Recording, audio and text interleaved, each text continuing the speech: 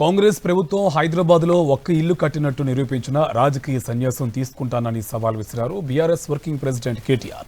మూసీ సుందరీకరణకు తాము వ్యతిరేకం కాదని తేల్చి చెప్పారు. ఇల్లు కోల్చకుండా అభివృద్ధి చేస్తే ఎవరూ అడ్డుపడరన్నారు. కాంగ్రెస్ను నమ్మలేదు కాబట్టి ఓఆర్ఆర్ లోపల ఆ పార్టీకి ఒక్క సీటు కూడా రాలేదన్నారు. గ్రామీణ ప్రజల్ని మోసం చేసి కాంగ్రెస్ అధికారంలోకి వచ్చిందన్నారు కేటీఆర్.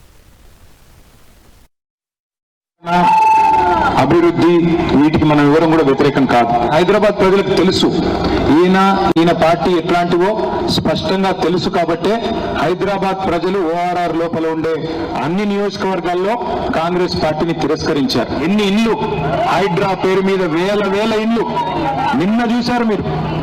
ఖమ్మంలో 1000 ఇల్లు రాత్రికి రాత్రి ఏదో శత్రు దేశం మీద దండయాత్రకు పోయినట్టు 3000 మంది పోలీసులను పెట్టుకుని పోయి ఆ గరీబోళ్ళ ఇల్లు కూలగొడితే ఏమొస్తుందయ్యా నీకు? ఒక చిన్న పాప వచ్చి నాకు కిడ్నీ బ్యాంక్ ఇచ్చింది.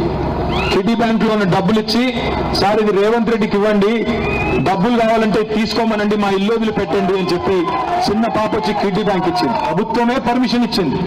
ప్రభుత్వమే ఇల్లు కట్టుకోమని మీకు రిజిస్ట్రేషన్ చేసింది. ప్రభుత్వమే పన్నులు వసూలు చేస్తున్నది. మేము 1,00,000 డబుల్ బెడ్రూమ్ ఇల్లు కట్టాం హైదరాబాద్ లో. నేను సవాల్ చేస్తున్నా, నేను రాజకీయ సన్యాసం తీసుకుంటా. హైదరాబాద్ లో ఒక్క ఇల్లు కట్టినట్టు చూపెట్టి ఈ రోజుకి నేను రాజకీయ సన్యాసం తీసుకుంటా.